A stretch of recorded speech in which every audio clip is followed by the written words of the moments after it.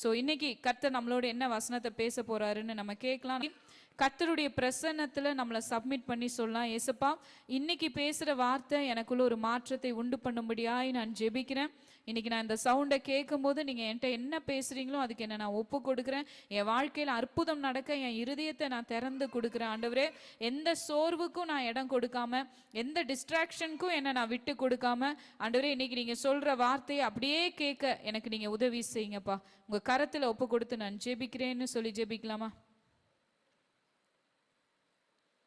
ஆமென். ஆன்லைனில் இணைந்திருக்கிற எல்லாரையும் இயேசுவின் நாமத்தில் கிரீன் ஆலிவ் மினிஸ்ட்ரி சார்பாக, பியூட்டிஃபுல் கேட் சர்ச் சார்பாக நாங்கள் வரவேற்கிறோம். உங்களையும் கர்த்தர் ஆசீர்வதிப்பாராக. என் கூட சேர்ந்து தானியேல் புஸ்தகத்தின் 6ஆம் அதிகாரத்தை எல்லாரும் எடுத்துக்கிறீங்களா? தானியேல் புஸ்தகத்தின் 6ஆம் அதிகாரம் 16ஆம் வசனம். அப்பொழுது ராஜா கட்டளையிட அவர்கள் தானியேலை கொண்டு வந்து அவனை சிங்கங்களின் கெபியிலே போட்டார்கள். ராஜா தானியேலை நோக்கி, நீ இடைவிடாமல் ஆராதிக்கிற உன் தேவன் உன்னை தப்புவிப்பார் என்றான். இன்னைக்கு இங்க வந்திருக்கிற ஒவ்வொருவரோடும் பரிசுத்த ஆவியானவர் சொல்ற வார்த்தை இதுதான். நீ இடைவிடாமல் ஆராதிக்கிற உன் தேவன் உன்னை தப்புவிப்பார். இந்த வருஷம் உன்னை தப்புவிப்பார். ராஜாவின் கைக்கு தப்புவிப்பார், அக்கினி சூளைக்கு தப்புவிப்பார், சிங்க கெபிக்கு தப்புவிப்பார். விசுவாசிக்கிறீங்களா? நீ இடைவிடாமல் ஆராதிக்கிற, ஆராதனைனா வெறும் பாட்டு பாடுறது மாத்திரம் இல்லை, அதை குறிக்கிற வார்த்தை இல்லை. இது இங்க என்ன குறிக்கிறாங்க அப்படின்னா, இடைவிடாமல் நீ சேவை செய்கிற, நீ சர்வ் பண்ற, ஊழியம் செய்கிற உன் தேவன். நீ யாரை நம்பி யாருக்காக இந்த பூமியில வாழ்ந்து கொண்டு இருக்கிறியோ, இந்த வாழ்க்கையை யாருக்கு அர்ப்பணித்து இருக்கிறியோ, அந்த தேவன் உன்னை தப்புவிக்க வல்லவராய் இருக்கிறார். ஹல்லேலூயா. நம்ம எல்லாரும் சொல்லலாமா சேர்ந்து? நான் இடைவிடாமல் ஆராதிக்கிற என் தேவன் என்னை தப்புவிக்க வல்லவராய் இருக்கிறார். ஆமென். நான் இடைவிடாமல் ஆராதிக்கிற என் தேவன் என்னை தப்புவிக்க வல்லவராய் இருக்கிறார். இந்த வார்த்தையை சொல்லி அறிக்கையிடுங்களேன். என்னை தப்புவிக்க அவர் வல்லவராய் இருக்கிறார். ஹல்லேலூயா. இன்னைக்கு இந்த அதிகாரத்திலிருந்து தான் சில வார்த்தைகளை கர்த்தர் நம்மளோடு பேச போறாரு. இந்த தானியேல் புஸ்தகத்தின் 6ஆம் அதிகாரத்தின் 1ஆம் வசனத்திலிருந்து நம்ம வாசிக்கலாமா? தானியேல் 6ஆம் அதிகாரம் 1ஆம் வசனம். 1, 2, 3 வசனங்களை நம்ம வாசிக்கலாம். ராஜ்யம் முழுவதையும் ஆளும்படிக்கு தன் ராஜ்யத்தின் மேல் 120 தேசாதிபதிகளையும் ராஜாவுக்கு நஷ்டம் வராதபடிக்கு அந்த தேசாதிபதிகள் கணக்கு ஒப்புவிக்கிறதற்காக அவர்களுக்கு மேலாக 3 பிரதானிகளையும் ஏற்படுத்துவது தரியுவுக்கு நலமென்று கண்டது. இவர்களில் தானியேல் ஒருவனாயிருந்தான்.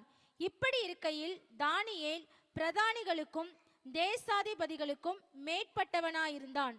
தானியேலுக்குள் விசேஷித்த ஆவி இருந்தமையால் அவனை ராஜ்யம் முழுமைக்கும் அதிகாரியாக ஏற்படுத்த ராஜா நினைத்தான். 120 பேரை ராஜா என்ன செய்யறாரு? ராஜ்யத்தின் மேல அதிபதியாக தேசாதிபதிகளை ஏற்படுத்த இந்த ராஜா முடிவு பண்றாரு. எவ்வளவு பேரு? 120 பேர். அந்த 120 பேர்ல 3 பேரை அதுல பிரதானமானவர்களா கொண்டு நிறுத்த ராஜா நினைக்கிறார். அந்த 3 பேர்ல ஒருத்தர் தான் யாரு? தானியேல். அதுவும் தானியேலை பத்தி அந்த 3 பேர்லயும் ஸ்பெஷலான ஒரு விசேஷம் என்ன அப்படின்னா, இந்த தானியேலுக்குள் விசேஷித்த ஆவி இருக்கிறதை அவங்க அறிந்து, இந்த தானியேலை பத்தி சொல்லணும்னா அவரை அந்த 3 பேர்லயுமே பிரதானமானவரா தான் யார் பாக்குறாரு? ராஜா பாக்குறாரு. சோ இந்த தானியேல் பிரகாசிக்கிறாரு. என் கூட சேர்ந்து சொல்லுங்க, தானியேல் பிரகாசிக்கிறாரு. ஹல்லேலூயா. நம்ம நிறைய பேருக்கு என்ன ஒரு தாட் இருக்கும் அப்படின்னு சொன்னா, நம்ம ஒரு பாவத்தின் அடிமைத்தனத்தில் இருக்கும்போது பிசாசு நம்ம கிட்ட போராடுவான். நான் இந்த மாதிரி சாபத்தில் இருக்கும்போது, இயேசுவை அறியாம இருக்கும்போது பிசாசு போராடுவான், எனக்கு இந்த மாதிரி பிரச்சனையெல்லாம் வரும் அப்படின்னு நம்ம நினைக்கிறோம். ஆனா இங்க ஷைன் பண்ற ஒரு மனுஷனுக்கு வந்த பிரச்சனை மாதிரி யாருக்குமே வரல. ஹல்லேலூயா.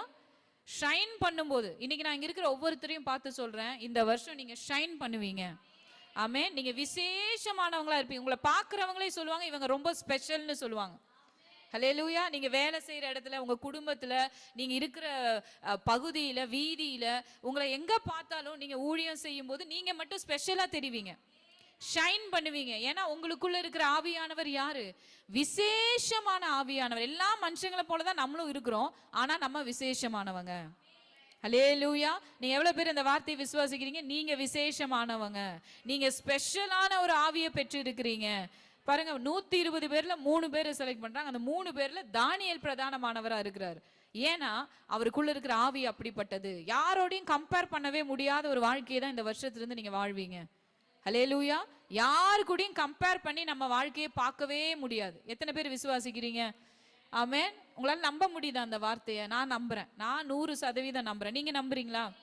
நீங்க ஸ்பெஷலானவங்களா தான் இருப்பீங்க. அதனால இன்னைக்கு உங்க மைண்ட் செட்ல ஒரு ஒரு விடுதலை உண்டாகட்டும்.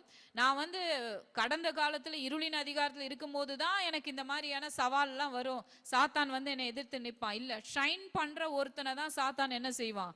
எதிர்த்து நிற்பான். ஹல்லேலூயா. ஏன் நான் இதை சொல்றேன்னா, அப்படி எதிர்ப்புகள் வரும்போது நம்ம சோர்ந்து போயிடக்கூடாது. ஏன்னா அந்த எதிர்ப்புகள் எல்லாம் நம்மளை அடுத்த லெவலுக்கு கொண்டு போகும். ஹல்லேலூயா. ஏன்னா சத்ருவுக்கு தெரியும் இவங்க உயர போறாங்க, அடுத்த ஒரு ஆவிக்குரிய மண்டலத்தை இவங்க பிடிக்க போறாங்க அப்படின்னு. சத்ருவுக்கு என்ன செய்யுது? ஏதோ ஒரு மாற்றம் நம்ம ஆவிக்குரிய மண்டலத்துல நடக்கும்போது அவன் கண்டுபிடிச்சிடறான். இவங்க ஆவிக்குரிய மண்டலம் ஏதோ மாறுதே அப்படின்னு அவன் கண்டுபிடிச்சிடறான். நான் பேசுறது எவ்வளவு பேர் கேட்குறீங்க? நம்ம ஆவிக்குரிய மண்டலத்துல ஒரு மாற்றம் உண்டாகும் போது, நம்ம ஆவிக்குரிய மண்டலத்துல நம்மளை வந்து பாவம் செய்த வைத்து கொண்டே இருந்த, விழ வைத்துக்கிட்டே இருந்த வியாதி மூலமா, சில பொல்லாத மனுஷங்க மூலமா, டிப்ரெஷன் மூலமா, சில பிசாசுகள்லாம் வேலை செஞ்சுட்டே இருக்கும் பாத்தீங்களா? சில நேரத்துல அதெல்லாம் விழுந்து ஓடிக்கிட்டு இருக்கும். அந்த நேரத்துல தான் இருளின் மண்டலங்கள்லாம் பார்க்கும், இது என்னது இவன் வாழ்க்கையில இருந்து நான் அனுப்பினவனெல்லாம் விழுந்து விழுந்து போயிட்டு இருக்கானே, விலகி ஓடிட்டு இருக்கானே, என்னமோ இவங்களுடைய ஆவிக்குரிய மண்டலத்துல நடக்குது, இவங்களை விடக்கூடாதுன்னு சாத்தான் என்ன செய்வான்? உங்க வாழ்க்கையில போராட நினைப்பான். ஆனா ஒரு குட் நியூஸ் நான் சொல்றேன், உயிர் தெழுந்த இயேசு நமக்குள் இருக்கிறபடினால, உயிர் தெழுந்த இயேசுவின் ஆவி நமக்குள் இருக்கிறபடினால, நமக்கு விரோதமாய் உருவாக்கப்படுகிற ஆயுதங்கள் வாய்க்காதே போகும். நமக்கு விரோதமாய் என்னெல்லாம் பிளான்ஸ் நடக்குதோ அதெல்லாம் நம்மளை உயர்த்த தான் போகுது. ஆமென். நீங்க இதுவரைக்கும் சந்திக்காத ஒரு சவாலை சந்திக்கிறீங்கன்னா உங்களுக்கு தெரியணும், ஏதோ ஒரு இதுவரைக்கும் வராத ரிசல்ட் வரப்போகுது. ஹல்லேலூயா. ஏதோ ரிசல்ட் வரப்போகுது. நீங்க அப்படி யாராவது சந்திக்கிறீங்கன்னா இன்னைக்கு விசுவாசிங்க, இதுவரை உங்க லைஃப்ல வராத ஒரு ரிசல்ட் உங்களுக்கு வரப்போகுது. அந்த ரிசல்ட் உங்களுக்கு ஒரு ப்ரொமோஷனை கொடுக்க போகுது. ஹல்லேலூயா. என் கூட சேர்ந்து சொல்லுங்க, ப்ரொமோஷன். ஒரு பைபிள் ஸ்டடியில் இப்படிதான் ஆண்டவர் பேசிட்டு இருந்தார். இந்த மாதிரி வார்த்தையை தியானிச்சுட்டு இருக்கும் போது அன்னைக்கு ஆண்டவர் சொன்னாரு, ப்ரொமோஷன்ற ஒரு வேர்டை பேசி சொன்னாரு.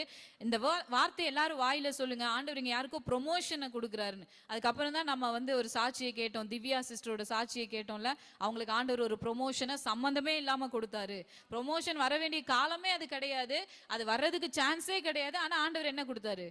ப்ரொமோஷனை கொடுத்தாரு. இங்க நீங்க எவ்வளவு பேர் விசுவாசிக்கிறீங்க உங்க வாழ்க்கையில ஒரு ப்ரொமோஷனை கர்த்தர் கொடுக்க போறார்? நான் அதை சொல்லும்போது சிலர் நீங்க நினைக்கலாம், நான் செய்யற வேலையில ப்ரொமோஷன்ற வார்த்தைக்கே அர்த்தம் இல்லைன்னு நீங்க யாராவது நினைக்கலாம். வேலைன்னு ஒன்று இருந்தால் தாங்க ப்ரொமோஷன் வரும். இந்த மாதிரி ஒரு கம்பெனியில் வேலை செஞ்சாதாங்க ப்ரொமோஷன் வரும். அந்த மாதிரி கம்பெனியே இல்லைங்க, வேலையே இல்லைங்க, என்னங்க ப்ரொமோஷன்? நீங்கள் பார்க்க போறீங்க, இதே இடத்துல சாட்சி சொல்ல போறீங்க, அதுதாங்க அதிசயம், அதுதாங்க சூப்பர் நேச்சுரல். ஹல்லேலூயா. ஒரு ப்ரொமோஷனை உங்க லைஃப்ல கர்த்தர் தந்து இந்த வருஷம் உங்களை கனப்படுத்த போறாரு. ஏதாவது டெஸ்ட் எழுதுற மாதிரி ஒரு சூழ்நிலை வருதா, ஒரு சவால் வருதா, ஆண்டவர் என்ன செய்ய போறாரு? ஒரு ப்ரொமோஷனை உங்க வாழ்க்கையில கட்டளையிட போறாரு. உங்களை ஒரு உயர்வுக்குள்ள ஆண்டவர் நடத்த போறாரு. உங்க சேலரி உயர்கிறத நீங்க காண போறீங்க, மாத வருமானம் அதிகமாகிறத நீங்க காண போறீங்க. இங்க இருக்கிற எல்லார் மேலேயும் நான் டிக்ளேர் பண்றேன், இங்க இருக்கிற ஒவ்வொருத்தருடைய வாழ்க்கையிலும் இன்னைக்கு வாங்குகிற அந்த சேலரியை கர்த்தர் பெருக செய்வார். ஹல்லேலூயா. உங்க சேலரியை கர்த்தர் பெருக செய்வார். விசுவாசிக்கிறீங்க? மனசுல விசுவாசிச்சு சொல்லுங்க, ஆமென். நீங்க கையில வாங்குற அந்த அமௌண்ட்டை தேவன் பெருக செய்வார். இன்னைக்கு டேட்ல நீங்க என்ன வாங்குறீங்களோ அதை உங்க தாட்க்கு கொண்டு வந்து சொல்லுங்க, ஆண்டவர் இதை பெருக செய்வார், இதை ஆண்டவர் பெருக செய்கிறார். இந்த வருஷம் இது பெருக போகுது. ஆமென். இது இன்க்ரீஸ் ஆக போகுது. உங்களை தேவன் பெருக செய்ய போறாரு. ஒரு ப்ரொமோஷனுக்குள்ள ஆண்டவர் நடத்த போறாரு. இது எப்படி நடக்கும்? இந்த தானியேல் பாபிலோன் தேசத்துல எப்படிப்பட்டவரா இருக்கிறாரு? அடிமையா இருக்கிறாரு. எப்படிப்பட்டவரா இருக்காரு? அடிமையா போன தேசத்துல ஷைன் பண்றாராம். ஹல்லேலூயா. அடிமையா போன தேசத்துல என்ன பண்றாரு? சொந்த தேசம் இல்ல, ஆனா இவர் அடிமையா போன இடத்துல அங்க இருக்கிற அந்த தேசத்துல இருக்கிற அத்தனை பிரதானிகளை விட, ஞானிகளை விட, சாஸ்திரிகளை விட இவர் எப்படி இருக்காராம்? இது எப்படிங்க முடியும்? இது காடோட ஸ்பிரிட்னால தான் முடியும். ஆமென். இந்த வருஷம் என்னோட தேவை என்ன? என்னோட தேவை ஆவியானவர் தான். பரிசுத்த ஆவியானவர் என்னை நிரப்பும் போது, பரிசுத்த ஆவியினால நான் அளவில்லாம நிரப்பப்பட்டுக்கிட்டே இருக்கும்போது என் வாழ்க்கையில் இதுவரை நடக்காததெல்லாம் நடக்கும். இப்போ மனுஷங்களுக்குள்ள எல்லாம் ஆவி இருக்கும், மனுஷனின் ஆவி. அந்த ஆவி என்ன தெரியுங்களா செய்யும்? சூழ்நிலை டவுன் ஆயிடுச்சுன்னா, நம்மளால ஏதாவது முடியலன்னா அது சோர்ந்து போயிடும். அதனாலதான் ஆண்டவர் ரட்சிக்கப்பட்ட எல்லாருக்குள்ளயும் தேவ ஆவியை, தன்னோட ஆவியவே தந்துடுறாரு. காடோட ஸ்பிரிட் என்னைக்குமே என்ன செய்யாது, சோர்ந்தே போகாது, டவுனே ஆகாது. அது என்ன எதிர்ப்பு வந்தாலும் இன்னும் ஸ்ட்ராங் தான் ஆகும். அது என்ன ஆகாது, டவுனே ஆகாது. நீங்க எங்கேயாவது டவுன் ஆனீங்கன்னா நீங்க யோசிச்சுக்கோங்க, நீங்க தெரிஞ்சுக்கோங்க, தேவ ஆவினால நீங்க இப்ப நிரப்பப்பட வேண்டிய நேரம் அப்படின்னு நீங்க தெரிஞ்சுக்கோங்க. கொஞ்ச நேரம் கண்களை மூடி நல்லா ஆவியில நிறைந்த அந்நிய பாஷை பேசுங்க. அந்த நேரத்துல உங்களுக்கு தருகிற அந்த வெளிப்பாடை உங்க மைண்டுக்குள்ள கொண்டு வந்து அதை நீங்க நினைவு கூறுங்க. உங்களுக்குள்ள ஒரு புது பலன் வருகிறத நீங்க காண்பீங்க. உங்களுடைய தேவை என்ன? உங்க பிசினஸ் பெருகணும்னா உங்களுக்கு என்ன வேணும்? நீங்க பிசினஸ் பிளேஸ்ல போய் ஒரு சீட்ல உட்கார்றீங்கன்னா போனதும் ஃபர்ஸ்ட் உட்கார்ந்து ஒரு 5 மினிட்ஸ் நல்லா டங்ஸ்ல பேசுங்க. ஆண்டவர் தர ஒரு வார்த்தை எடுத்து அன்னைக்கு வாசிச்சு ஒரு பிரேயர் பண்ணுங்க. ஹல்லேலூயா. நீங்க தேவனுக்கு ஒரு கனத்தை கொடுக்கும்போது தேவன் உங்களுடைய பிசினஸை பெருக செய்கிறத நீங்க காண்பீங்க. உங்க பிசினஸ்ல ஒரு சமாதானத்தை தேவன் தருகிறத நீங்க காண்பீங்க. இன்னைய நாள்ல இருந்து நீங்க செஞ்சு பாருங்க. பிள்ளைங்க ஸ்கூலுக்கு போனதும் என்ன பண்ணணும்? போய் உட்கார்ந்ததும் டே வாடா என்னடா சாப்பிட்ட அப்படின்னு சொல்லிட்டு ஓடாம என்ன பண்ணணும்? போய் பெஞ்சில் பேக்கை வச்சு உட்கார்ந்ததும் என்ன செய்யணும்? ப்ரேயர் பண்ணணும். சரியா? என்ன பண்ணணும்? ப்ரேயர் பண்ணணும். ஏசப்பா கிட்ட அந்த டேவை நீங்க சப்மிட் பண்ணணும். ஏசப்பா இன்னைக்கு நான் படிக்கிற எல்லா காரியங்களையும் நீங்க ஆசீர்வதிங்க. ஒரு நாள் மெர்சியக்கா அப்படிதான் ஸ்கூல்ல வந்து யூகேஜி படிக்கும்போது கிளாஸ் எல்லாம் முடிஞ்சிட்டு இந்த பிள்ளைகளை எல்லாம் தூங்க வைப்பாங்க இல்லையா, எல்லாரையும் அப்படியே அந்த சீட்லயே தூங்க வைப்பாங்க. ஸோ இவ வந்து அந்த பெஞ்சில் அப்படியே சாஞ்சு தூங்கிட்டு இருக்கான். தூங்கிட்டு இருக்கும்போது பக்கத்தில் இருக்க பொண்ணுக்கு வந்து தூக்கம் வரல, தூங்குற மாதிரி அப்படியே படுத்துட்டு பென்சிலை வச்சு அப்படியே ஆடிட்டு மெர்சி தூங்கிட்டு இருக்கும் காதில் வச்சு அப்படியே ஒரு குத்து குத்திட்டான். மெர்சிக்கு என்னைக்குமே ஒரு பழக்கம் அன்னையிலிருந்து இருக்கு. கிளாஸ்ல போய் உட்கார்ந்ததும் ப்ரே பண்ணுவான், ஆண்டவர் கருத்துல ஒப்பு கொடுப்பா, நல்லா ப்ரேயர்ஃபுல்லா இருப்பா. இவ தூங்கிட்டு இருக்கா, இவ ஏதாவது பண்ண முடியுமா? அந்த பிள்ளை குத்திட்டா, குத்துனதும் ரத்தம் வருது. ஸ்கூல்ல இருந்து கால் பண்றாங்க, அண்ணாக்கு கால் பண்ணி சீக்கிரம் வாங்க, உங்களோட பொண்ணோட காதுல ரத்தம் வருது, இந்த மாதிரி ஒரு பொண்ணு வந்து தெரியாம குத்திட்டா. எப்படி இருக்கும்? ஏன்னா ஜவ்வு ஏதாவது கிழிஞ்சிச்சுன்னா நம்ம ஒண்ணுமே செய்ய முடியாதுல்ல. பதறி அடிச்சுட்டு ஓடி ஹாஸ்பிட்டலுக்கு கொண்டு போய் பார்த்தா அந்த அந்த பென்சில் வந்து உள்ள போகாம அந்த ஸ்கின்ல பட்டனா, ஸ்கின்ல இருந்து மாத்திரம் தான் அந்த பிளட் வந்தது. ஒருவேளை உள்ள போயிருந்தா என்ன நடந்திருக்கும்னே தெரியாது. ஹல்லேலூயா.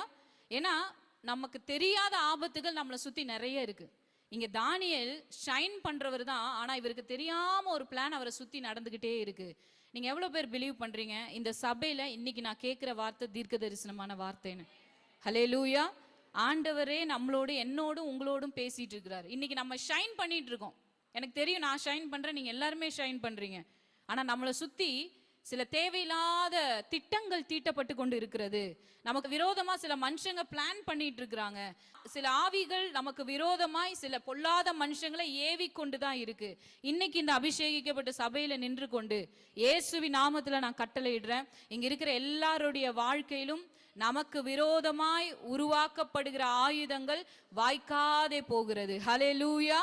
ஆமென். நமக்கு விரோதமா என்னெல்லாம் பிளான்ஸ், என்னெல்லாம் பேச்சுகள் அங்கேயும் இங்கேயும் பரிமாறப்பட்டு கொண்டு இருக்குதோ, என்னெல்லாம் பிளான்ஸ் நடந்துட்டு இருக்கோ, அது சொந்தக்காரங்களோ சுத்தி இருக்கிறவங்களோ தெரிஞ்சவங்களோ நண்பர்களோ பிசினஸ்லயோ எதுவா இருந்தாலும் என் கூட சேர்ந்து நீங்க பிலீவ் பண்ணுங்க. இயேசுவின் நாமத்தில் இன்னைக்கு சபையில உட்கார்ந்து கொண்டு நாங்க ஒரு மனமாய் அதை கேன்சல் பண்ணி ஜெபிக்கிறோம். எங்க பிள்ளைகள் மேல, எங்கள் மேல, எங்க குடும்பத்தின் மேல, எங்க பிசினஸ் மேல, எங்க ஊழியத்தின் மேல எதிராய் உருவாக்கப்படுகிற ஆயுதங்கள் இயேசு கிறிஸ்துவின் நாமத்தில் வாய்க்காதே போவதாக. எல்லா சத்ருவின் வல்லமைகளும் இந்த வேலையில கட்டப்படுவதற்காக நன்றி நன்றி நன்றி. இங்க உட்கார்ந்துருக்க ஜனங்கள் மேல எல்லாம் ஒரு தெய்வீக பாதுகாப்பு உண்டாவதற்காக நன்றி, தெய்வீக பாதுகாப்பு உண்டாவதற்காக நன்றி.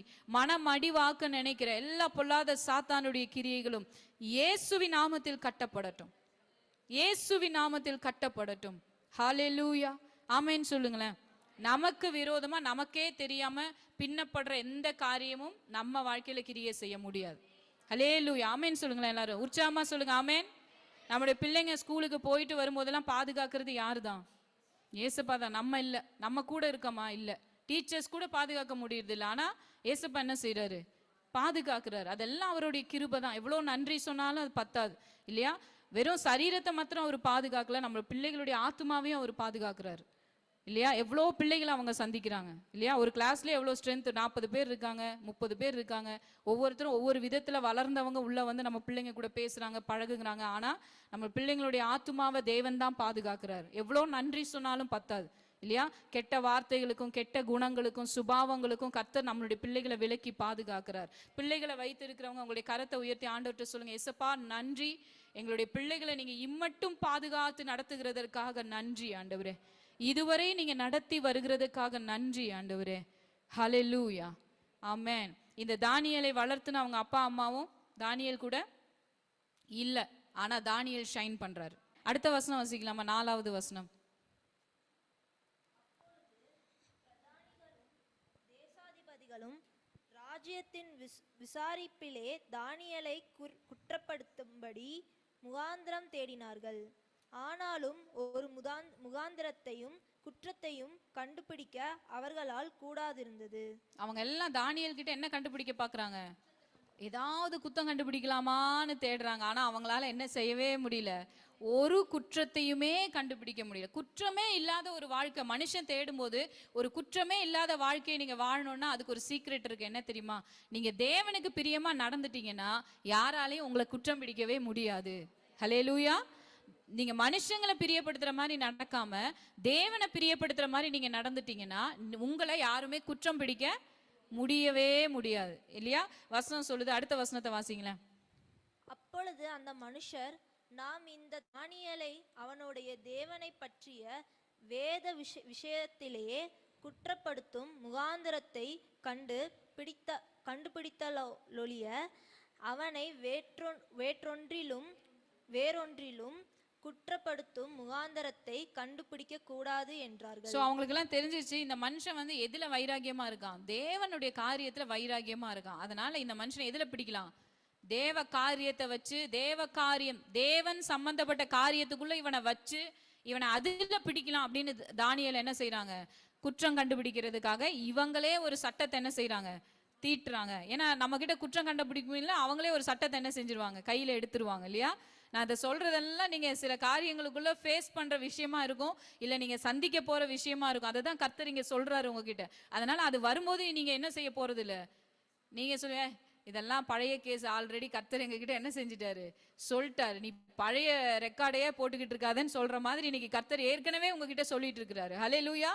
தேவ காரியத்துல இந்த மனுஷனை குற்றம் பிடிக்கலாம். நான் ஒண்ணு சொல்லட்டா? தானியேல் ஏதோ செல்ஃபா பண்ணி அந்த செல்ஃபா இருக்கிற ஒரு விஷயத்துல ஒரு குற்றத்தை கண்டுபிடிச்சிருந்தா அந்த விஷயத்துல தானியேல் ஏதாவது செஞ்சிருக்கணும். தேவ காரியத்தை தேவனையும் சம்பந்தப்படுத்தி ஒரு குற்றத்தை பிடிச்சா தேவன் வந்துருவாராங்க. ஹல்லேலூயா. ஏன்னா அவங்க தேவனை சம்பந்தப்படுத்தி தான் பிடிக்கிறாங்க. அப்ப அங்க யாரு தான் வந்தாகணும்? தேவன் தான் வந்தாகணும். இவங்க என்ன பண்றாங்க? தானியேலை பிடிக்கிறதுக்கு ஒரு புதிய சட்டத்தையே இயற்றுறாங்க. 30 நாளைக்கு யாரும் எந்த கடவுளையும் என்ன செய்யக்கூடாது? வணங்கவே கூடாது. எந்த மனுஷனையும் வணங்க கூடாதான். எந்த மனுஷனையும் வணங்கக்கூடாது, ராஜாவை மட்டும்தான் வணங்கணும் அப்படின்னு சொல்லி ஒரு சட்டத்தை கொண்டு வந்து ராஜா கிட்ட சொல்லி என்ன பண்றாங்க? ராஜாவும் அதுக்கு ஒரு முத்திரை வைக்கிறாரு. என்ன மாதிரி முத்திரைன்னா, மாற்றப்பட முடியாத ஒரு முத்திரையாம். இந்த முத்திரை என்ன செய்யவே முடியாதான்? வசனம் சொல்லுது, இந்த தாக்கீது யாராலையும் மாற்ற முடியாத தாக்கீது. தாக்கீதுன்னா கட்டளை, ஒரு சட்டம். ஸோ இந்த சட்டத்தை ராஜாவே மாற்ற முடியாது. அதுதான் பியூட்டியே இதுல. ராஜா ஒரு தடவை சீல் பண்ணிட்டா ராஜாவே என்ன செய்ய முடியாது? மாத்த முடியாது. ராஜாவுக்கு ரொம்ப வருத்தம். ஏன்னா ராஜாவுக்கு யாரை ரொம்ப பிடிக்கும்? வாசிங்களேன். அதுலயே 15வது வசனத்தை வாசிங்க. நான் சொல்றது அதுல இருக்கும் பாருங்களேன். அப்பொழுது அந்த மனுஷர் ராஜாவினிடத்தில் கூட்டமாய் வந்து, ராஜா கட்டளையிட்ட எந்த தாக்கீதும் கட்டளையும் மாற்றப்படக்கூடாது என்பது மேதியருக்கும் பெரிசியருக்கும் பிரமாணமாய் இருக்கிறது என்று அறிவீராக என்றார்கள். அடுத்த வசனம். அப்பொழுது ராஜா கட்டளையிட அவர்கள் தானியேலை கொண்டு வந்து அவனை சிங்கங்களின் கெபியிலே போட்டார்கள். ராஜா தானியேலை நோக்கி, நீ இடைவிடாமல் ஆராதிக்கிற உன் தேவன் உன்னை தப்புவிப்பார் என்றான். ஹல்லேலூயா. யார் சொல்றா? அந்த தேசத்துடைய ராஜா சொல்றார். ஏன்னா ராஜாவோட கண்ட்ரோலும் போயிருச்சு. ராஜா கொடுத்த சட்டத்தை ராஜாவாலேயே மாத்த முடியாது. அப்படி ஒரு சட்டத்தை தான் ராஜா ஏற்றிருக்க. இந்த சட்டம் யாராலையும் மாத்த முடியாது. இப்ப ராஜா என்ன செஞ்சிட்டாரு? என்னாலையும் உன்னை என்ன செய்ய முடியாது. ஏன்னா தானியேலை ராஜாவுக்கு ரொம்ப பிடிக்கும். ராஜாவுக்கு தானியேலை மனுஷர் கண்கள்ல தயவு கிடைக்க செய்கிறவர் கர்த்தர் தான். ஹல்லேலூயா. அவ்வளோ ஜனங்கள் அந்த தேசத்தில் இருக்கும்போது ராஜாக்கு அடிமையை பிடிக்குதான். அப்ப எந்த அளவுக்கு தயவு ஆண்டவர் இந்த தானியேல் மேல வெளிப்பட பண்ணி இருக்கிறாரு. நீங்க இந்த வருஷம் எவ்வளவு பேர் விசுவாசிக்கிறீங்க? மனுஷர் தயவை உங்க மேல தேவன் கட்டளையிடுவார். ஆமென். சொல்லுங்களேன். மனுஷ தயவை தேவன் என் மேல் கட்டளையிடுகிறார். இந்த வருஷம் உங்க மேல ஊற்றப்பட்டிருக்கிற அபிஷேகம் என்ன தெரியுமா? மனுஷர் தயவு உங்களை பார்க்குறவங்க கண்கள் எல்லாம் உங்களுக்கு இரக்கத்தை தேவன் தருவார், தயவை தேவன் தருவார். என்ன செய்வார்? இவங்க முகத்தை பார்த்தாலே நமக்கு வந்து கோவப்பட தோண மாட்டேங்குது, இவங்களை பார்த்தாலே எனக்கு ரொம்ப பிடிக்குதுன்னு சொல்ற மாதிரி அவரோட அபிஷேகம் உங்க மேல வந்து இறங்கி இருக்கு. ஹல்லேலூயா. விசுவாசிக்கிறீங்களா? ஆமென். நீங்க எங்க போனாலும் ஒரு மனுஷ தயவை நீங்க இந்த வருஷம் காண்பீங்க. ஆமென். வசனம் சொல்லுது, ராஜாவுக்கு தானியேலை விட மனசே இல்லை. இப்ப ராஜாவுக்கு தானியேல் எப்படியாவது காப்பாற்றப்படணும். அதுக்கு ஒரே வழி என்னன்னா, தானியேலே நீ இடைவிடாமல் ஆராதிக்கிற உன் தேவன் உன்னை தப்புவிக்க வல்லவரா இருக்கிறார். ஹல்லேலூயா. உன்னை நிச்சயமா அவர் தப்புவிக்க அவர் வல்லவர், நான் வல்லவர் இல்லை.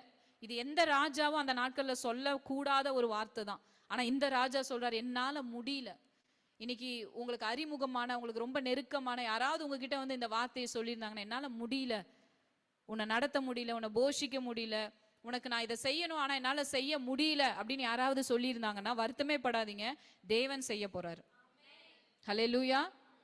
உங்களோட அப்பா அம்மா ஒருவேளை ஃபீஸ் கட்ட முடியல, உனக்கு நான் வந்து இந்த அமௌண்ட் கொடுக்க முடியல, இதை நான் வாங்கி தர முடியல அப்படின்னா இன்னைக்கு முடிவு பண்ணிக்கோங்க, கர்த்தர் ஏதோ ஒன்று உங்களுக்கு செய்ய போறாரு.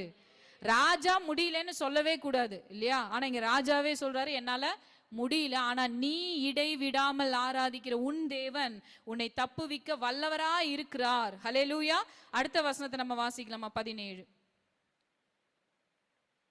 ஒரு கல் கெபியினுடைய வாசலின் மேல் கொண்டு வந்து வைக்கப்பட்டது. தானியேலை பற்றிய தீர்மானம் மாற்றப்படாதபடிக்கு ராஜா தன் மோதிரத்தினாலும் தன் பிரபுக்களின் மோதிரத்தினாலும் அதன் மேல் முத்திரை போட்டான். பின்பு ராஜா தன் அரமனைக்கு போய் ரா முழுவதும் போஜனம் பண்ணாமலும் கீத வாத்திய முதலானவைகளை தனக்கு முன்பாக வரவொட்டாமலும் இருந்தான். அவனுக்கு நித்திரையும் வராமல் போயிற்று. காலமே கிழக்கு வெளுக்கும் போது ராஜா எழுந்திருந்து சிங்கங்களின் கெபிக்கு தீவிரமாய் போனான். ராஜா கெபியின் கிட்ட வந்த போது துயர சத்தமாய் தானியேலை கூப்பிட்டு, தானியேலே, ஜீவனுள்ள தேவனுடைய தாசனே, நீ இடைவிடாமல் ஆராதிக்கிற உன் தேவன் உன்னை சிங்கங்களுக்கு தப்புவிக்க வல்லவரா இருந்தாரா என்று தானியேலை கேட்டான். ஹல்லேலூயா. அந்த சிங்க கெபி இருக்கு பாத்தீங்களா, அதை ஒரு கல்லு வச்சு என்ன செய்யறாங்க? மூடுறாங்க. இதை சொல்லும் போது உங்களுக்கு என்ன தோணுது? ஜீசஸ் இருந்த கல்லறையும் என்ன செய்யறாங்க? ஒரு கல்லை வச்சு மூடுறாங்க. அப்படின்னா என்ன அர்த்தம்? இப்போ உள்ள தானியேல் எங்க போறாரு? உயிரோட ஒரு கல்லறைக்குள்ள போறாரு.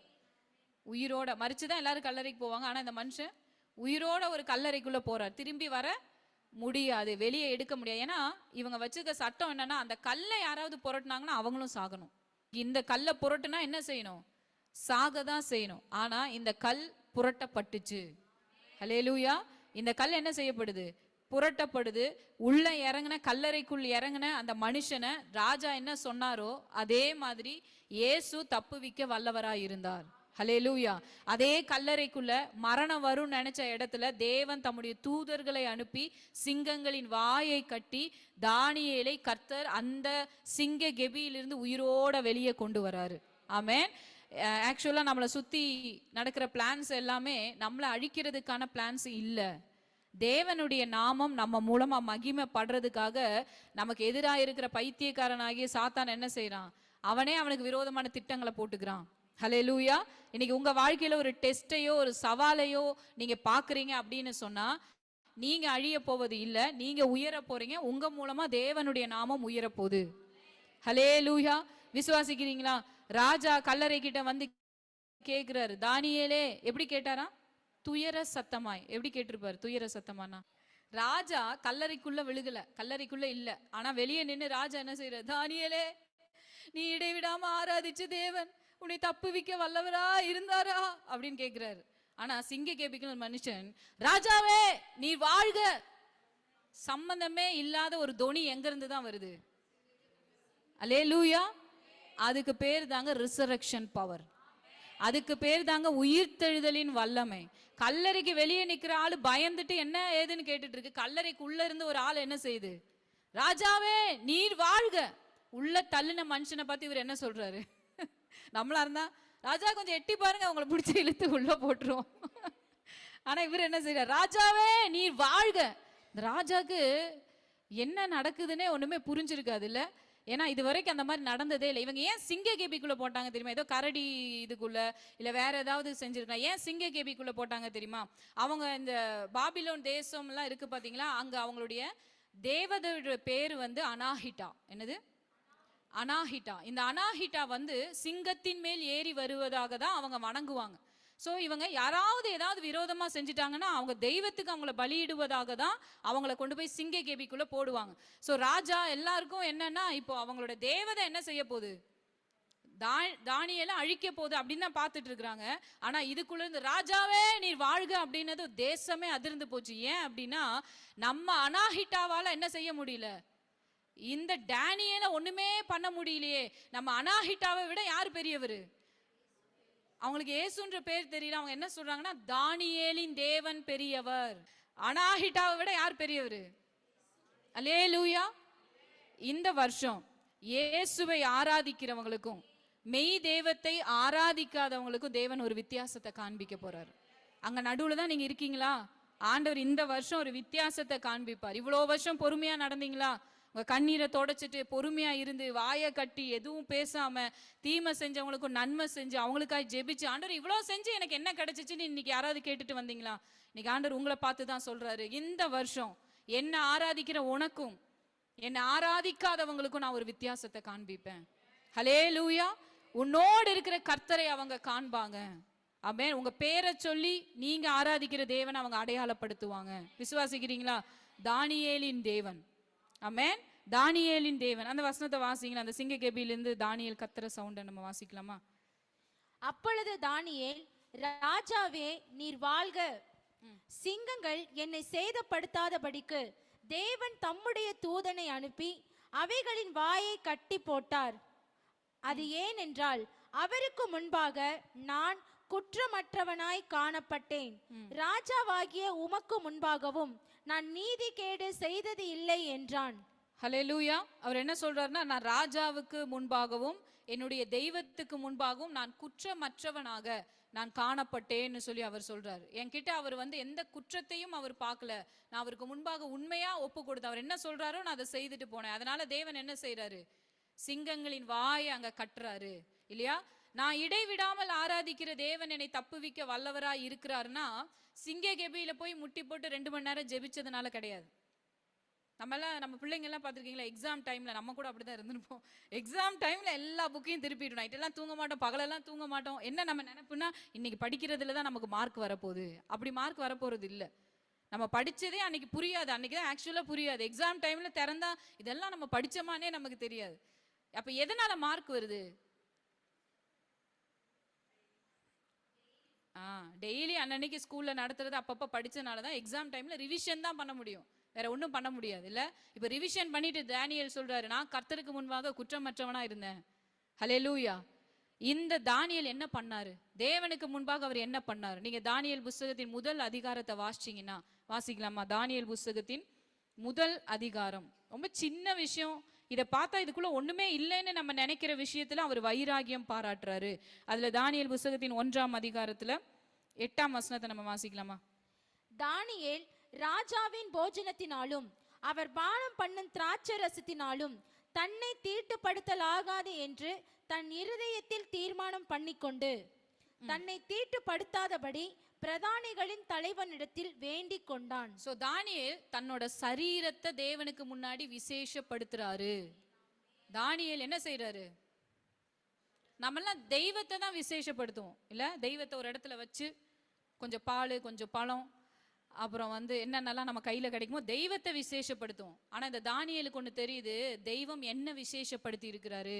நான் தீட்டானதை ஒன்றும் சாப்பிடக்கூடாது. இப்ப தெய்வத்தை பிடிச்சு யாரும் சிங்க கேபியில போட மாட்டாங்க. ஆனா யாரை பிடிச்சு போடுவாங்க? தெய்வத்தை ஆராதிக்கிறவங்கள தான் பிடிச்சு சிங்க கேபியில போடுறாங்க. அது தானியேலுக்கு ஏற்கனவே ஒரு வெளிப்பாடா இருந்திருக்கு பாருங்களேன். தானியேல் என்ன செய்யறாரு? இந்த போஜனத்தினால, ராஜா போஜனத்தினால நான் என்ன தீட்டுப்படுத்தி கொள்ள மாட்டேன். இது என்னங்க ரொம்ப சிம்பிள். தானியேல் நீங்க சாப்பிட்றத யாராவது பார்க்க போறாரா? ஜெபம் பண்ணிட்டு சாப்பிடுங்க. ஒரு பாஸ்டர் ஒரு வீட்டுக்கு போனாராம். அந்த வீட்டுக்கு போனதும் ப்ரேயர் பண்ணி முடிச்சதும் அந்த வீட்டுல டீ எல்லாம் கொண்டு வந்தாங்களாம். அப்போ அவர் எடுத்த டீ ஒரு சிப்பு குடிச்சா அதுல பார்த்தா 10 ஸ்பூன் சக்கரை போட்ட மாதிரி இருந்துச்சான். அவர் சொன்னாரா, ஐயோ சிஸ்டர் இது வேணாம், இது என்ன இவ்வளோ சுகர் போட்டு நீங்க தரீங்க? அந்த அம்மா சொன்னாங்களா, ஜெபம் பண்ணிட்டு குடிங்க பாஸ்டர் அப்படின்னு. ஜெபம் பண்ணிட்டு 10 ஸ்பூன் சுகர் போட்ட டீயை குடிக்க முடியுமா? அது என்னதான் செய்யும்? உள்ள போய் என்ன செய்யும்? நம்ம சரீரத்தில் அது என்ன செய்யும்? ஜெபம் பண்ணிட்டு குடிக்க முடியுமா? சில காரியங்களை ஜெபம் பண்ணிட்டு செஞ்சிடலான்னு நம்ம நினைக்க முடியாது. ஏன்னா அது நம்ம தேவனோடு இருக்க பிரதிஷ்டையை, நம்மளுடைய ஆவிக்குரிய வாழ்க்கையை அது தீட்டுப்படுத்துறதா இருக்கும். அநேக வசனங்கள் உண்டு, பட் அதெல்லாம் எடுக்க நமக்கு நேரம் இல்லை. சிம்பிளா உங்களுக்கு புரியுற மாதிரி சொல்றேன். தானியேல் தேவனுக்கு முன்பாக தன்னோட சரீரத்தை விசேஷப்படுத்தி கொண்டார். அதனாலதான் இந்த சரீரம் சிங்ககெபிக்குள்ள போனாலும் கர்த்தர் அந்த சரீரத்தை விசேஷப்படுத்தி இருக்கிறாரு. விசேஷித்த ஆவி அவருக்குள்ள தங்கி இருந்தது.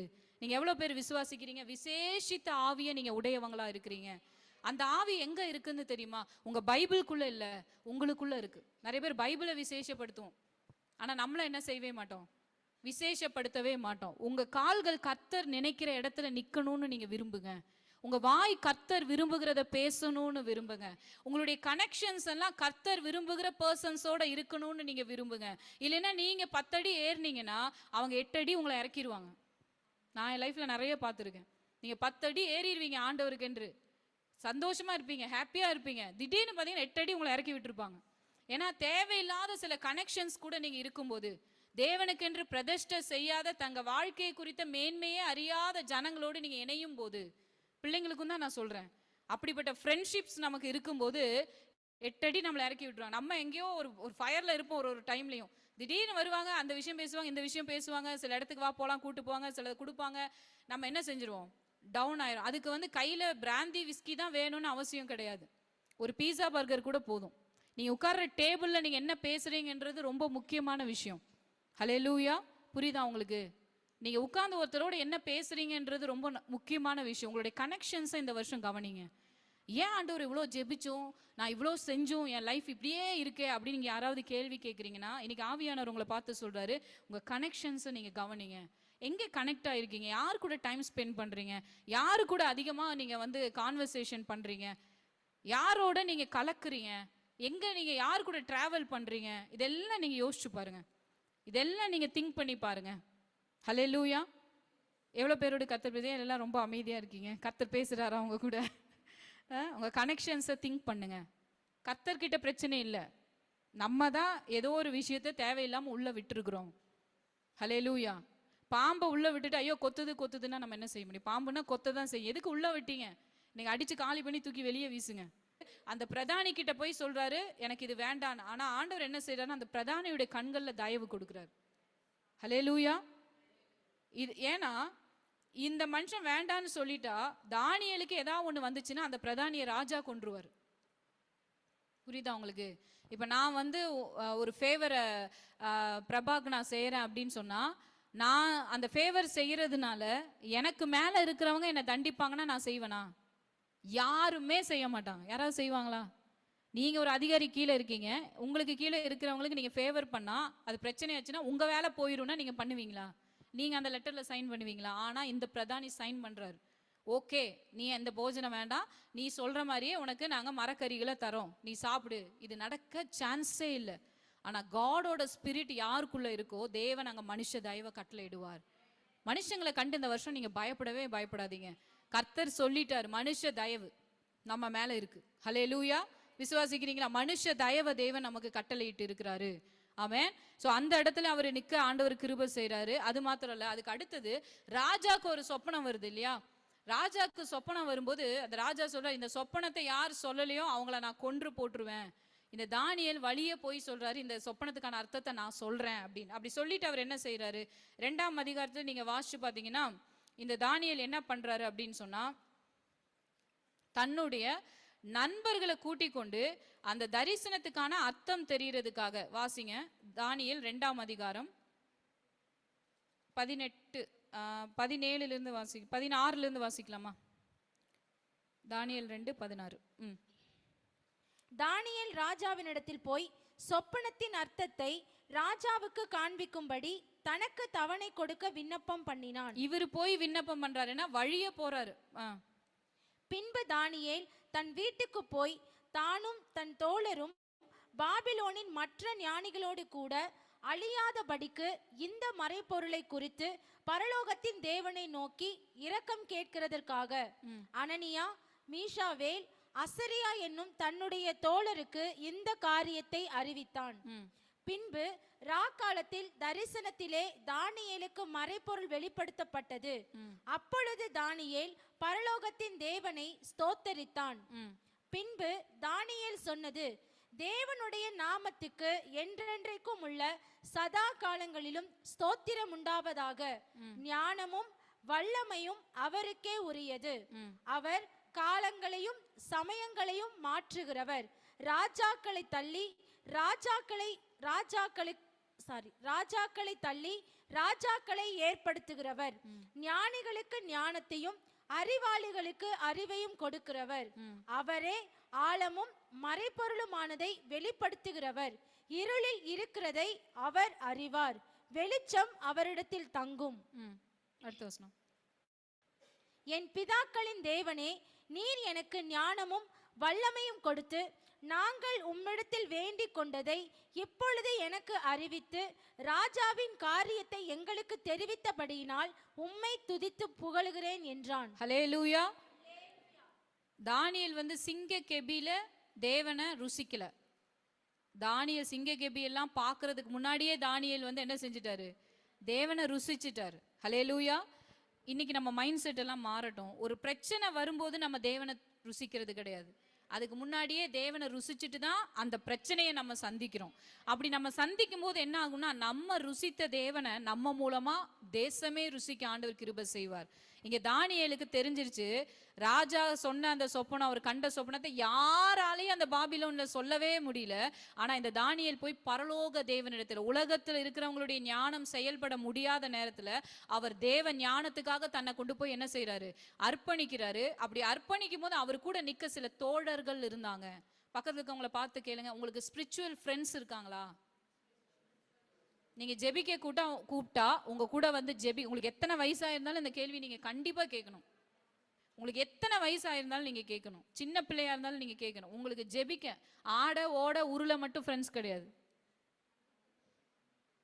ஃப்ரெண்ட்ஸை பார்த்தாலே ஆடுறது ஓடுறது உருள்றது, அங்க குதிக்க இங்க குதிக்க, நான் உங்ககிட்ட கேட்குற அந்த ஃப்ரெண்டு கிடையாது. ஜெபிக்கிறதுக்கு உங்களுக்கு ஃப்ரெண்டு இருக்காங்களா? உங்களுக்கு கிடைச்ச ரெவலேஷனை ஷேர் பண்றதுக்கு ஃப்ரெண்ட்ஸ் இருக்காங்களா? இல்லைன்னா ஏற்படுத்திக்கோங்க, வாங்க நம்ம பழகலாம். ஃப்ரெண்ட்ஸை ஏற்படுத்தி. எப்படிப்பட்ட ஃப்ரெண்ட்ஸாக இருக்கணும்? தானியேல் வந்து ஓடி வந்து கேட்குறாரு, நான் இந்த காட்சி இப்படி தான் நினைக்கிறேன், இந்த இதெல்லாம் சொல்லிட்டு ஆண்டவர்கிட்ட விண்ணப்பம் பண்ணுறேன். ஓடி வந்து, டே வாங்கடா நம்மளாம் சேர்ந்து ஜெபிக்கலாம். இருடா, எனக்கே என் வீட்டில் அந்த விஷயம் இருக்கு, இந்த அப்படிலாம் சொல்லலை, வாங்கடா ஜெபிக்கலாம் வாடா அப்படின்னு என்ன செய்கிறாங்க? சேர்ந்து ஜெபிக்கிறாங்க. தைரியமா ஜெபிக்கிறாங்க, விசுவாசத்தோட ஜெபிக்கிறாங்க. நிச்சயமா கர்த்தர் எனக்கு அந்த சொப்பனத்தை வெளிப்படுத்துவார். ராஜா என்ன சொப்பனம் பார்த்தாரு, அந்த சொப்பனத்தோட அர்த்தம் என்னன்னு கர்த்தர் எனக்கு வெளிப்படுத்துவார்னு விசுவாசிச்சு என்ன செய்யறாங்க? ஜெபிக்கிறாங்க. ஜெபிக்கும் போது வசனம் சொல்லுது, ராக்காலத்தின் தரிசனத்துல ஜெபிச்சுட்டு தூங்கிட்டாங்க போல. என்ன நடக்குது? ஆண்டவர் என்ன செய்யறாரு? சொப்பனத்துல ஆண்டவர் சகலத்தையுமே காண்பிக்கிறார். ஹல்லேலூயா.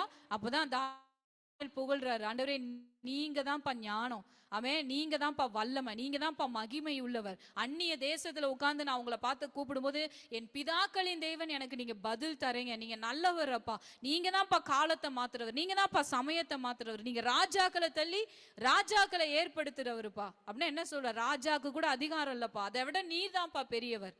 ஹல்லேலூயா. எவ்வளவு பேரு வாய் திறந்து ஆண்டவரை துதிக்கிறவங்க இருக்கீங்க?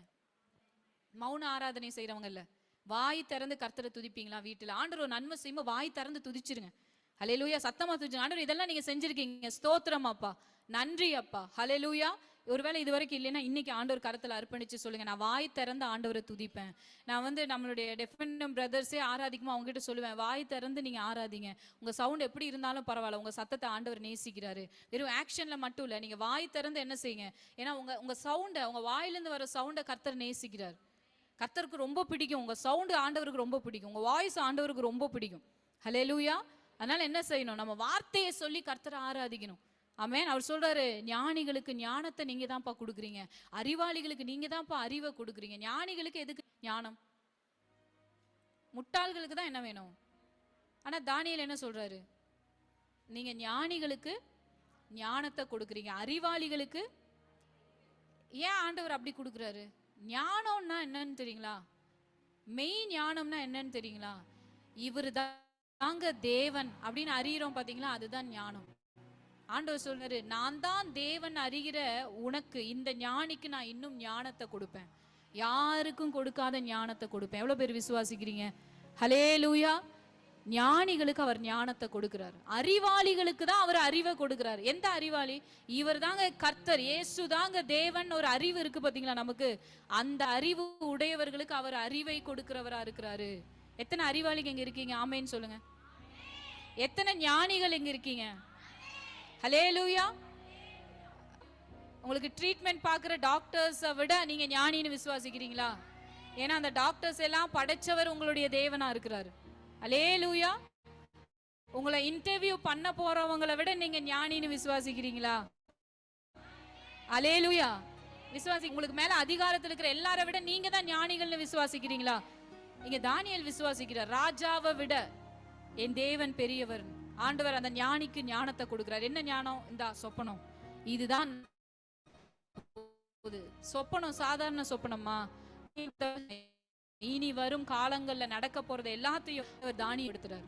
ஹல்லேலூயா. எவ்வளவு பேருக்கு அப்படிப்பட்ட கிஃப்ட்ஸ் வேணும்னு ஆசை இருக்கு? ஹல்லேலூயா.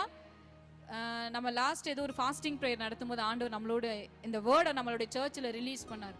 இந்த சர்ச்சில் இருக்கிற ஒவ்வொருவருமே தேவன் தருகிற சொப்பனங்களை காண்கிறவர்களா இருப்பாங்க. ஹல்லேலூயா. அன்னையிலிருந்து நான் என் லைஃப்ல பாக்குறேன், என்னோட ட்ரீம்ஸ் எல்லாம் மாறி இருக்கிறத பாக்குறேன். நம்ம மேல ஆண்டவர் வச்சிருக்கிற நோக்கம் பெரியதா இருக்க போகுது. ஹல்லேலூயா. ஆண்டவர் சொப்பனங்கள் மூலமா உங்ககிட்ட பேசுவார். விசுவாசிக்கிறீங்களா? ஹல்லேலூயா. உங்க சொப்பனங்களை எல்லாம் கர்த்தர் இந்த நாள்ல இருந்து மாத்த போறார். ஐயோ ஆமா, என்கிட்ட 10,000 யாரோ எடுத்துட்டு போயிட்டான், அந்த சொப்பனம் எல்லாம் வராது. ஹல்லேலூயா. ஏன்னா சொப்பனம் காண்பதே ஒரு பெரிய ஊழியம். நான் சொல்றது எவ்வளவு பேர் நம்புறீங்க?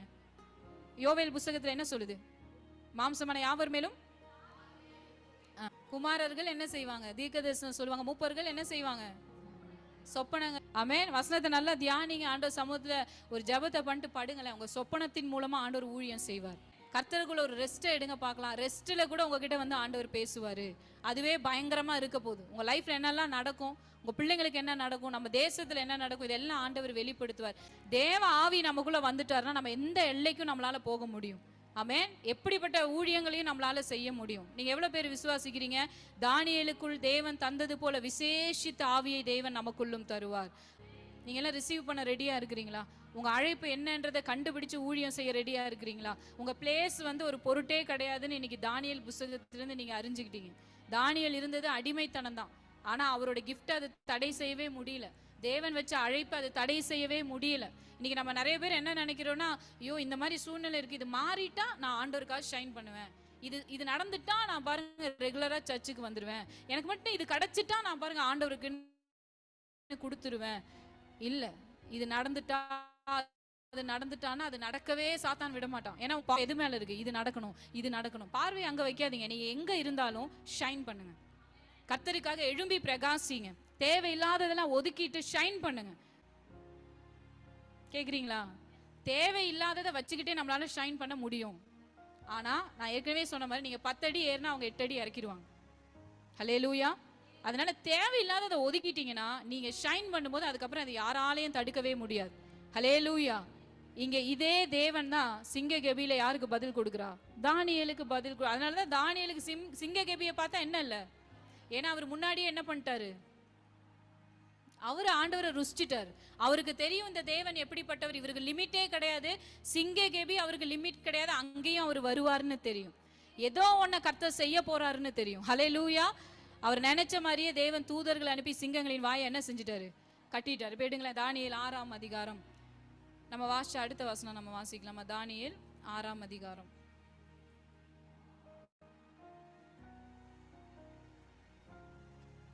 எது வரைக்கும் வாசிச்சீங்க?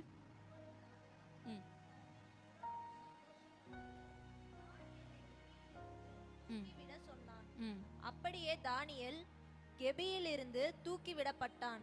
அவன் தன் தேவன் பேரில் விசுவாசித்திருந்தபடியால் அவனில் ஒரு சேதமும் காணப்படவில்லை. அவன் தேவன் பேரில் விசுவாசித்திருந்தபடியால் அவனில் ஒரு சேதமும் காணப்படவில்லை. ஒரு சின்ன கீறல் கூட இல்லையா? ஹல்லேலூயா. ஒரு சின்ன கீறல் கூட இல்லாம தேவன் என்ன செய்யறாரு? இந்த மனுஷனை வெளியே கொண்டு வர்றாரு. ஏன்? இந்த மனுஷன் தேவனை விசுவாசித்து இருந்தபடியால் ஆல்ரெடி இவர் வந்து என்ன செய்யறாரு, தேவனை விசுவாசிக்கிற ஒரு மனுஷனாக தான் இருக்கிறாரு. ஆமென். விசுவாசிக்கிறவங்கள என்ன செய்ய முடியாது, சிங்கங்கள் சேதப்படுத்த முடியாது. அடுத்த வசனம். தானியேலின் மேல் குற்றஞ்சாற்றின மனுஷரையோ வென்றால் ராஜா கொண்டு வர சொன்னான். அவர்களையும் அவர்கள் குமாரரையும் அவர்கள் மனைவிகளையும் சிங்கங்களின் கெபியிலே போட்டார்கள். அவர்கள் கெபியின் அடியிலே சேரும் முன்னே சிங்கங்கள் அவர் மேல் பாய்ந்து அவர்கள் எலும்புகளை எல்லாம் நொறுக்கி போட்டது. அடுத்த வசனம். பின்பு ராஜாவாகிய தரியு தேசமெங்கும் குடியிருக்கிற எல்லா ஜனங்களுக்கும் ஜாதியாயிருக்கும் பாஷைக்காரருக்கும் எழுதினது என்னவென்றால், உங்களுக்கு சமாதானம் பெருக கடவது. என் ராஜ்யத்தின் ஆளுகைக்குள் எங்கும் உள்ளவர்கள் யாவரும் தானியேலின் தேவனுக்கு முன்பாக நடுங்கி பயப்பட வேண்டும் என்று என்னாலே தீர்மானம் பண்ணப்படுகிறது. அவர் ஜீவனுள்ள தேவன், அவர் என்னென்றைக்கும் நிலைத்திருக்கிறவர். அவருடைய ராஜ்யம் அழியாதது, அவருடைய கர்த்தத்துவம் முடிவு பரியந்தமும் நிற்கும். ஹல்லேலூயா. இப்ப தானியேல் மூலமா ஆண்டவர் ராஜாக்கு ஒரு பாடம் எடுத்துட்டாரு. இப்ப ராஜா என்ன சொல்றாரு, இப்ப யாரும் தூண்டி விட்டு நான் ஒரு சட்டத்தை எழுதலப்பா, இப்ப நானே ஒரு சட்டத்தை எழுதுறேன். இனி நீங்க எல்லாரும் தானியேலின் தேவனை தான் வணங்கணும். இனி நம்ம எல்லாரும் சர்ச்சுக்கு தான் போகணும். இனி நம்ம எல்லாரும் இயேசுவை தான் வணங்கணும். இனி நம்ம எல்லாரும் சேர்ந்து பைபிள் தான் படிக்கணும். இப்படி சொல்லாதவங்க வாயிலிருந்து சொல்ற மாதிரி அற்புதத்தை உங்களுக்கு இந்த வருஷம் செய்வார். ஹல்லேலூயா. விசுவாசிங்க. இந்த வேர்ட் அப்படியே உங்க ஃபேமிலிக்குள்ள கொண்டு வாங்க பார்க்கலாம். விசுவாசிச்சு சொல்லுங்க, என் குடும்பத்தில் அது நடக்குது. ஆமென். என் அப்பா அம்மாக்குள்ள அது நடக்குது, என் கூட பிறந்தவங்களுக்குள்ள அது நடக்குது. நீங்களே விசுவாசியம் அதெல்லாம் வராதுங்க அப்படின்னு நினைக்காதீங்க. இடம் கொடுங்க, இடம் கொடுங்க. ஆவியானவர் உள்ள இறங்கட்டும், உங்க வாழ்க்கைக்குள்ள இறங்க இடம் கொடுங்களேன். ஹல்லேலூயா. ஆமென். உங்க மூலமா ஒரு பாடத்தை உங்க கூட இருக்கிறவங்களுக்கு ஆண்டவர் எடுக்கிறார். ஆமென். ராஜா சொல்றாரு, இவரோட ராஜ்யத்துக்கு முடிவே இல்லைங்க. இதை தானியேல் சொல்லி கொடுத்தாரா? ஆனா இந்த ராஜாக்கு எப்படிங்க தெரிஞ்சிச்சு? ராஜா சொல்றாரு, என்னோட ராஜ்யம் முடிஞ்சிருங்க, ஆனா இவரோட ராஜ்யத்துக்கு முடிவே இல்லைங்க. ஏன்னா தானியேலோட வாழ்க்கை அப்படி இருக்கு. ஏன்னா இந்த தானியேல் வாழ்ந்த காலத்துல ராஜாக்கள் மாறிட்டே இருக்காங்க, ஆனா தானியேல் அப்படியே இருக்கிறார், அதே பொசிஷன்ல இருக்கிறார். நீங்க தானியேல் புத்தகத்தை எடுத்து வாசிச்சு பாருங்க. ராஜாக்கள் என்ன செஞ்சுட்டே இருப்பாங்க, நேபுகாத்நேச்சர், தரியு, பெல்ஷாத்சார் இப்படியே மாறிக்கிட்டே இருப்பாங்க. ஆனா தானியேலாவே ஆட்சி செஞ்சுக்கிட்டே இருப்பார். அவர் அதிகாரியா இருந்துகிட்டே இருப்பார். இவங்க சொல்றாங்க ராஜ்யம் எல்லாம் மாறலாங்க, ஆனா தேவன் மாறுவதே இல்லை. இந்த ராஜா மாறுவது இல்லைங்க. எவ்வளவு பயங்கரமான வார்த்தை பாருங்களேன். இதெல்லாம் யாராவது வந்து 1 மணி நேரம் ப்ரீச்சிங் 2 மணி நேரம் ப்ரீச்சிங் எல்லாம் பண்ணாங்களா? இல்ல. தானியேலோட லைஃப் அவ்வளோ பெரிய மெசேஜா இருந்துச்சு. இந்த வருஷம் உங்க லைஃப் தாங்க உங்களை சுத்தி இருக்கிறவங்களுக்கே மெசேஜ். ஹல்லேலூயா. உங்களை சுத்தி இருக்கிறவங்களுக்கான மெசேஜே உங்க லைஃப் தான். நீங்க வாழ்ற வாழ்க்கை அநேகருக்கு ஒரு மெசேஜா இருக்க போகுது.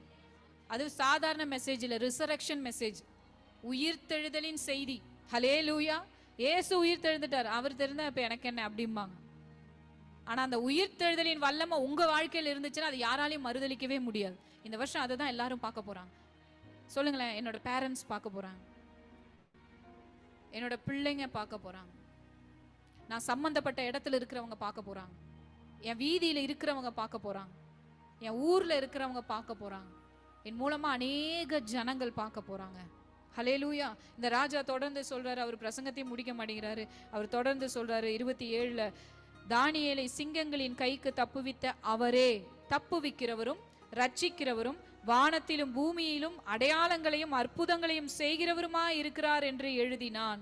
தரியுவின் ராஜ்யபார காலத்திலும் பெர்சியனாகிய கோரேசுடைய ராஜ்யபாரத்தின் காலத்திலும் தானியேலின் காரியம் ஜெயமாயிருந்தது. ஹல்லேலூயா. இன்னைக்கு ஆண்டவர் உங்களை பார்த்து சொல்றாரு, எல்லா காலத்திலும் உங்க காரியம் ஜெயமா இருக்கும். ஹல்லேலூயா. எல்லா காலத்திலும் உங்க காரியம் ஜெயமா இருக்கும். ஆமென். தானியேலின் காரியம் ஜெயமா இருந்தது. இப்ப நம்ம பேரை சொல்லி சொல்லலாமா?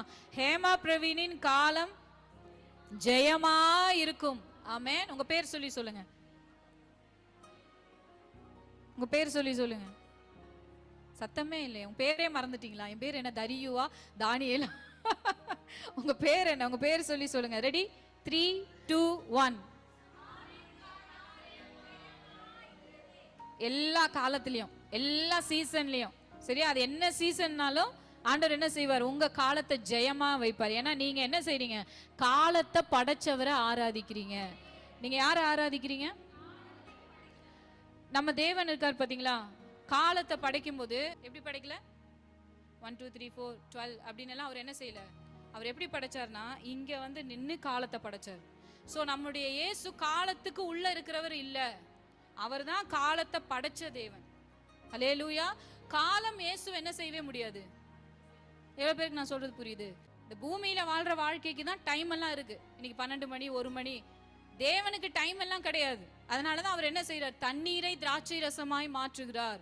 ஒரு திராட்சை ரசம் செய்யறதுக்கு எத்தனை ஆண்டுகள் ஆகும், ஆனா ஆண்டவர் என்ன செய்யறாரு, தண்ணிய திராட்சை ரசமா மாத்தி கொடுத்துறாரு. அவங்க குடிச்சிட்டு சொல்றாங்க, நீங்க முந்தி கொடுத்த ரசத்தை விட இந்த ரசம் எப்படி இருக்கு, அருமையா இருக்கு, சூப்பரா இருக்கு, இது வரைக்கும் எங்க வச்சிருந்தீங்க. ஒரு ரசம் சூப்பரா இருக்குன்னா அது பல வருஷமா அது என்ன செய்யப்படணும், காக்கப்படணும் இல்லையா. அதுக்கப்புறம் வந்தாதான் அந்த வைன் எப்படி இருக்கும். ஆனா இவர் கொடுக்குற வைனை குடிச்சிட்டு அவங்களுக்கு எல்லாம் ஷாக்கு. இது எங்க வச்சிருந்தீங்க, இது எங்க உருவாக்குனது, இது என்ன குவாலிட்டி, எங்க வாங்க, என்ன கம்பெனி. உங்க லைஃபை பார்த்து இப்படிதான் கேட்க போறாங்க. பிந்தின ரசம் மதுரமா இருக்கும். ஹல்லேலூயா. உங்க பிந்தின வாழ்க்கை, இன்னைக்கு நீங்க வாழ்ற வாழ்க்கை இருக்கு பாத்தீங்கன்னா, இது மதுரமா இருக்கும். முந்தின ரசத்தை பார்க்கிலும் இந்த பிந்தின ரசம். இனி நீங்க வாழ போற வாழ்க்கை, இனி உங்க வைஃபை லவ் பண்ண போற அந்த லவ், உங்க ஹஸ்பண்ட லவ் பண்ண போற அந்த லவ், ஹல்லேலூயா. இனி பிள்ளைங்களுக்கு நீங்க செய்ய போறது, இனி செய்ய போற ஊழியம் எல்லாமே பயங்கரமா இருக்கும். ஹல்லேலூயா. நீங்க ஒருவேளை நினைக்கலாம், எனக்கு வயசாயிருச்சு, இனி என்ன வாழ்க்கை, இனிதான் வாழ்க்கையை அனுபவிக்க போறீங்க. பிந்தின ரசம் மகிமையா இருக்கும். சே, கல்யாணம் ஆனப்ப மாத்திரம் இருந்தா நாங்க அப்படி லவ் பண்ணி நாங்க அப்படி இருந்து அப்படின்னு நினைக்காதீங்க. இனிதான் லவ்வே பண்ண போறீங்க. ஹல்லேலூயா, ஹல்லேலூயா. இனிதான் நீங்க என்ன செய்ய போறீங்க, கணவன் மனைவியா வாழ்க்கையை அனுபவிக்க போறீங்க. விசுவாசிக்கிறீங்களா? விசுவாசிக்கிறவங்க சொல்லுங்க ஆமென். இங்க சிலர் கர்த்தரே கொடுத்தாலும் எனக்கு வேண்டான்ற மாதிரி, வேற ஏதாவது சொல்லுங்க ப்ளீஸ். அந்த ஒரு பட்டு சாரி, அந்த 10 பவுன் ஏதாவது சொல்லுங்க. இது வேண்டாம், வேண்டாம் சொல்லாதீங்க, ரிசீவ் பண்ணுங்க. ஹல்லேலூயா. ஆண்டவர் ஏவாளை படைக்கும் போது என்னதான் செய்யறாரு, ஆதாம்கிட்ட பெர்மிஷன் கேட்டு படைக்கல, அவர் படைக்கிறார். ஆனா அது என்ன ஆகல, செட் ஆன மாதிரி தெரியல. ஆனா அதுக்காக கர்த்தர் இந்த ஏவாளை தூக்கி ஆதாமுக்கு இன்னொரு எலும்பை எடுத்து அப்படிலாம் செய்யல. அதே ஏவாள் தான், என்ன நடந்தாலும் அதே ஏவாள், அதே ஆதாம் தான். ஒரு ஆதாமுக்கு ஒரு ஏவாள் தான். ஹல்லேலூயா. அதை இணைக்கணும்னா இடையில கர்த்தர் வந்தா இணைச்சிருவாரு. நீ கர்த்தருக்கு கொஞ்சம் இடம் கொடுக்குறீங்களா? இணையாத ஆதாம் ஏவாள் இன்னைக்கு இணையட்டும். ஹல்லேலூயா. இந்த வருஷம் நான் உங்களை பார்த்து சொல்றேன், உங்க குடும்ப வாழ்க்கையில மகிழ்ச்சியை கர்த்தர் பெருக்கெடுத்து போடும்படியா செய்வார். ஆமென். அண்டர்ஸ்டாண்டிங் அளவில்லாம உங்களுக்கு கொடுக்க போறார். எல்லாரும் வாய் திறந்து, சகோதரர்கள் வாயே திறக்க மாட்டேங்கிறீங்க. வாய் திற, நான் பட்ட அடி எனக்கு தாங்க தெரியும் அப்படின்றீங்களா? வாய் திறந்து சொல்லுங்க ஆமென். ஹல்லேலூயா. புரிந்து கொள்ளுதலை கர்த்தர் கொடுப்பார், அண்டர்ஸ்டாண்டிங்கை கர்த்தர் கொடுப்பார். கர்த்தரால முடியாதது எதுவுமே கிடையாது. நம்மளால அவங்களை அண்டர்ஸ்டாண்ட் பண்ண முடியாம இருக்கலாம், ஆனா அண்டர்ஸ்டாண்ட் பண்ற கிருபையை ஆண்டவர் தருவார். என் மனைவி என்ன நினைப்பான்னு புரிஞ்சுக்கவே முடியலைங்க, அவ என்ன நேரத்துல என்ன பேசுவான்னு புரிஞ்சுக்கவே முடியல, என் கணவர் என்ன நேரத்துல என்ன செய்வாருன்னு தெரியல. அதெல்லாம் புரிஞ்சுக்க ஆண்டவர் ஞானத்தை தருவார். அதெல்லாம் நேசிக்க ஆண்டவர் உங்களுக்குள்ள அன்பை தருவார். அது தேவனால முடியும். ஹல்லேலூயா. நீங்க விசேஷித்த ஆவியை உடையவங்களா இருக்கிறீங்க. ஹல்லேலூயா. விசுவாசிக்கிறீங்களா? உங்களுடைய துணையை நேசிக்க ஒரு கிருபை ஆண்டவர் இன்னைக்கு உங்க மேல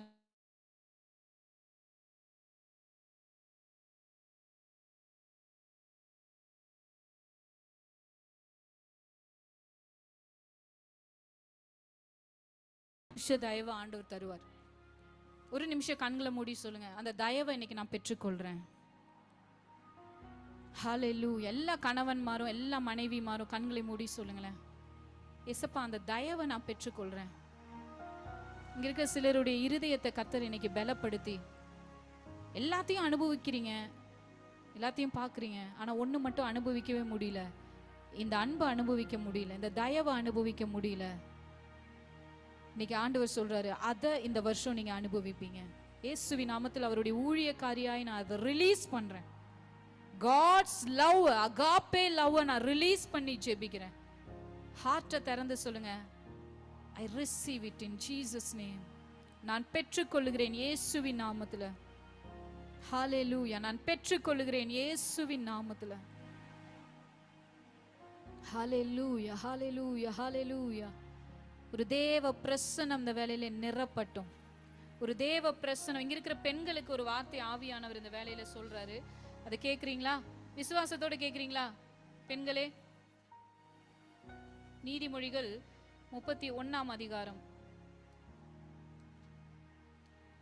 நம்பவே முடியாத ஒரு வார்த்தை இப்ப சொல்ல போறாரு. எது வேணா நடக்கும், இது மட்டும் நடக்காது அப்படின்னு சொல்லுவீங்க. ஆனா இந்த வருஷம் அதுதான் நடக்கும்.